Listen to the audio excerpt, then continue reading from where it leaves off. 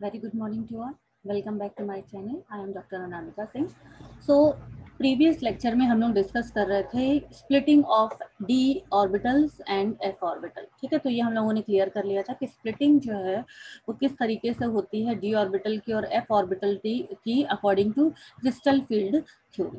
ठीक है, तो हम लोगों ने अभी देखा जैसे ये this is the diagram of splitting of f orbital. ठीक है, तो लोएस्ट एनर्जी का T1g in the case of octahedral, then T2g and A2g. Same ऐसे ही टेट्राहेड्रल के केस में lowest will be A2, then T2 and highest will be T1. तो same इस तरीके से अगर हम F टर्म के लिए, ठीक है, this is the F sub shell और we can say that this F sub shell को हम यूज करेंगे फॉर F टर्म. ठीक है, जैसे हम लोग ने डिफरेंट कॉन्फ़िगरेशंस पढ़े हुए थे. ठीक है, D1, D2, D3, D7 और इनके लिए अलग अलग टर्म कैलकुलेट की थी.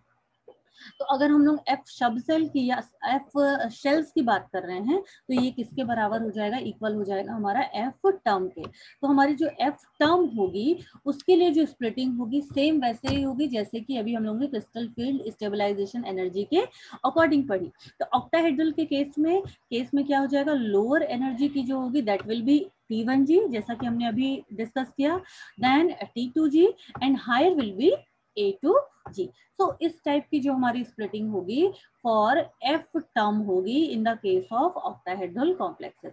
While in the case of tetrahedral complexes, the splitting will be just opposite to octahedral complexes, in which lowest energy will be A2, then T2, and higher energy will be T1. So this is the general splitting of F term. Okay. Then उसके बाद हम इसे continue करते हैं.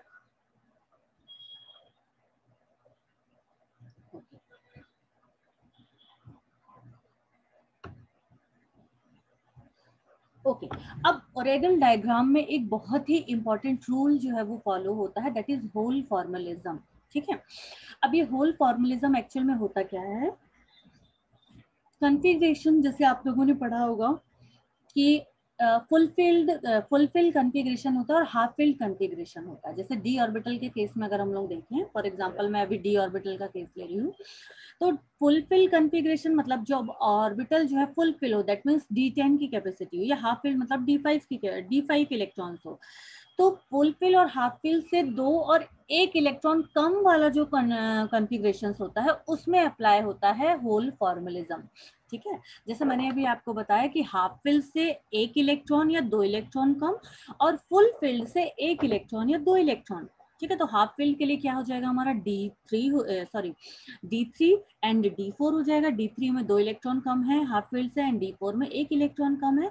Same ऐसे ही अगर हम fulfil configuration से कंपेयर करें तो D8 और D9 जो है वो क्या हो जाएगा, फुलफिल कॉन्फ़िगरेशन से 1 इलेक्ट्रॉन और 2 इलेक्ट्रॉन कम का कॉन्फ़िगरेशन होगा.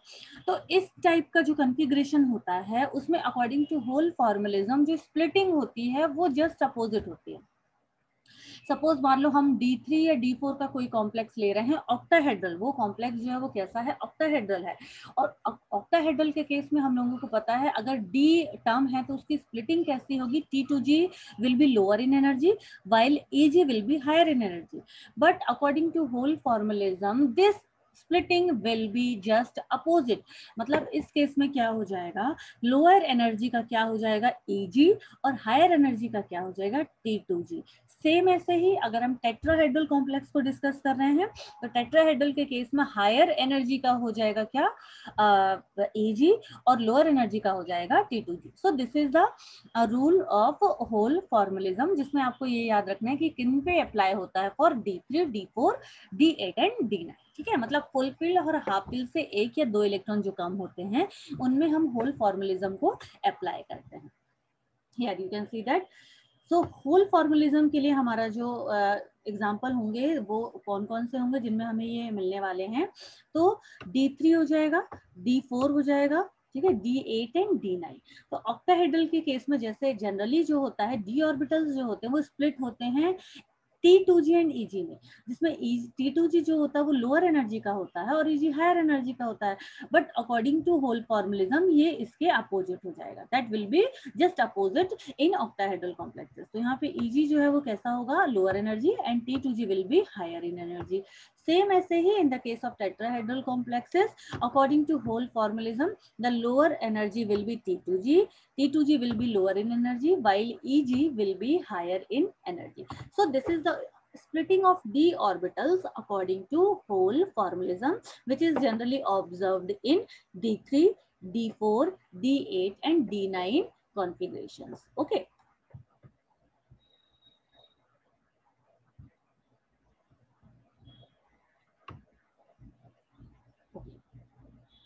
So now let's come to the point. This is Oracle diagram for D term. ठीक है, तो सबसे पहले हमें ये देखना है कि कौन से ऐसे कॉन्फ़िगरेशंस है जिनके लिए हमें डी टर्म मिलता है. ठीक है, अगर हम कैलकुलेट करते हैं डी टर्म कैलकुलेट करते हैं तो ऐसे कौन कौन से कॉन्फ़िगरेशंस हैं जिनके लिए हमें क्या मिलेगा, डी टर्म मिलेगा. तो हम लोग देख लेते हैं इससे पहले वाली ये. Okay, so here you can see that okay.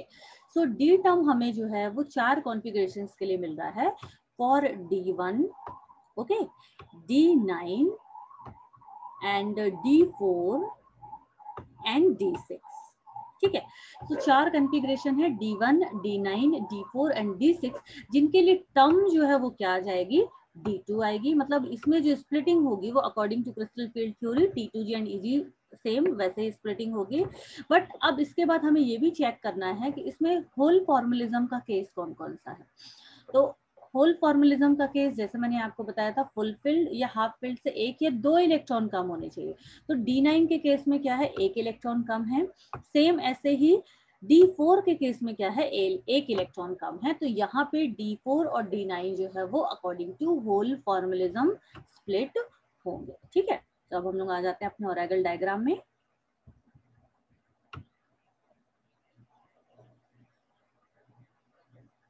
Okay, so this is Orgel diagram. ठीक है, तो अभी हम लोगों ने डिस्कस किया होल फॉर्मलिज्म अप्लाई होने वाला है for D4 and D9. Okay, for D4 and D9 system, जहाँ पे हमें जो स्प्लिटिंग है वो अपोजिट मिलेगी.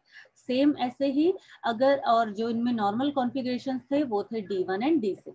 तो D1 और D6 के केस में अगर हम लोग देखें तो हमें स्प्लिटिंग कैसे मिलेगी, लोअर एनर्जी का क्या हो जाएगा, T2G एंड T2 अगर हम टेट्राहेड्रल की बात कर रहे हैं, और EG हो जाएगा हमारा हायर एनर्जी का. ठीक है, यहाँ पे दोनों को डिफरेंशिएट करने के लिए ऑक्टाहेड्रल के लिए हमने G अप्लाई किया है और T2 जो है वो टेट्राहेड्रल के लिए. ठीक है, तो D1 और D6 के केस में हमें किस तरीके से कॉन्फ़िगरेशन हमें मतलब स्प्लिटिंग जो है वो हमारी किस तरीके से होगी, T2 एंड EG. ठीक है, for D1 and D6 octahedral, while for D4 and D9 tetrahedral same यही स्प्लिटिंग होगी, T2G and EG and T2 and E. ठीक है, टेट्राहेड्रल के केस में T2 जो होगा लोअर एनर्जी का और E will be higher energy. ठीक है, सेम ऐसे ही हम दूसरे लेफ्ट हैंड साइड में देखते हैं, अगर D1 D6 टेट्राहेड्रल है. ठीक है, तो D1 D6 टेट्राहेड्रल मतलब टेट्राहेड्रल का नॉर्मल स्प्लिटिंग ही फॉलो होगी, जिसमें लोअर एनर्जी का E होगा, हायर एनर्जी का T2 होगा. ठीक है, वाइल अगर हम D4 D9 ऑक्टाहेड्रल की बात कर रहे हैं तो D4 D9 is related to hole formalism.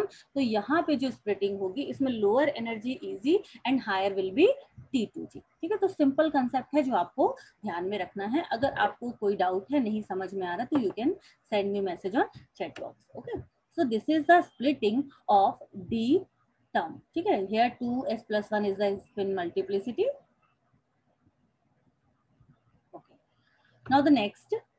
Okay, so here you can see that electronic configuration D1, D9, D4 and D6 will show D term. ठीक है, जिसमें स्पिन मल्टीप्लिसिटी हमारी कुछ भी हो सकती है.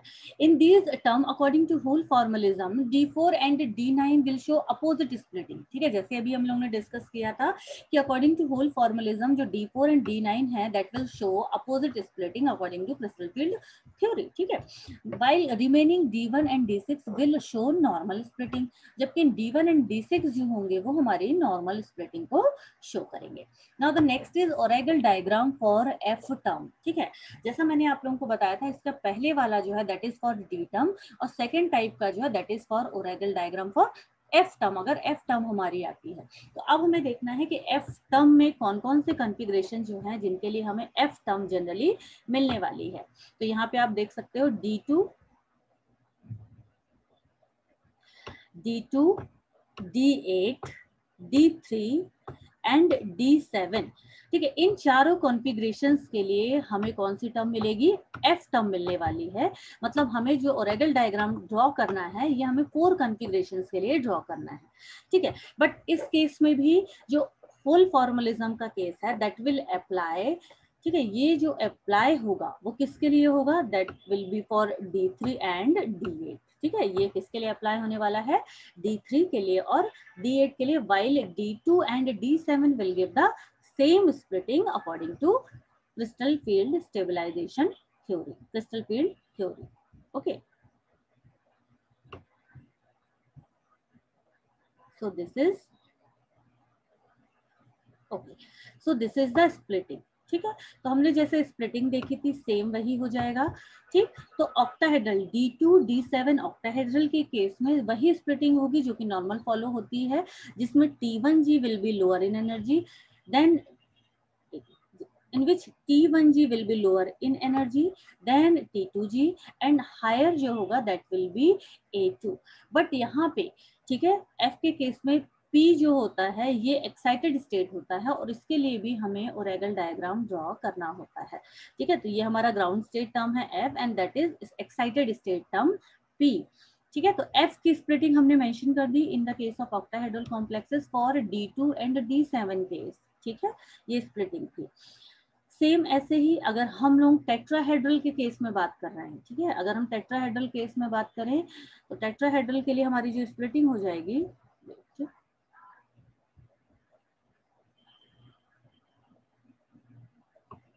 ओके, अब टेट्राहेड्रल के केस में क्योंकि D3 एंड D8 में होल फॉर्मलिज्म का केस आता है तो जस्ट अपोजिट होगा। जैसे टेट्राहेड्रल में जो स्प्लिटिंग होती है वो ऑक्टाहेड्रल में शो होने लगेगी।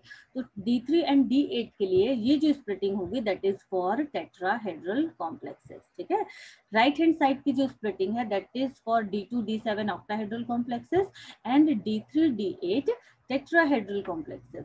सेम ऐसे ही जो हमारी एक्साइटेड स्टेट है P, ये भी स्प्लिट होता है T1G में, और डिफरेंशिएट करने के लिए T1G और T1GF और T1GP को हम यहाँ पे P मेंशन करते हैं। और यहाँ पे हमारा जो लाइन होता है ये थोड़ा सा A2G से रिपेल करता हुआ होता है, इसलिए हम इसे इस तरीके से ड्रॉ करते हैं। सेम ऐसे ही अगर हम लेफ्ट साइड में डिस्कस करें, लेफ्ट साइड आप देख सकते हो क्लियरली PDF में, तो लेफ्ट साइड में जो स्प्लिटिंग होगी वो D2 D7 टेट्राहेड्रल के लिए होगी। D2 D7 नॉर्मल है, टेट्राहेड्रल के केस में A2G will be lower in energy, T2G then higher जो होगा वो T1G होगा और P के लिए T1G P होगा। ठीक है, और अगर हम ऑक्टाहेड्रल के कॉम्प्लेक्स में बात करें, ऑक्टाहेड्रल कॉम्प्लेक्स जो होगा हमारा जिसमें होल फॉर्मलिज्म का केस लग रहा है D3 D8 ऑक्टाहेड्रल। ठीक है, तो ये जो है this is the discussion about the F orbital splitting. ठीक है, तो बहुत ही सिंपल है। यहाँ पे आप लोग देख सकते हो D2 D7 tetrahedral and D3 D8 octahedral. So if you have any doubt related to this lecture, related to this topic, you can send me a message on chat box. Thank you.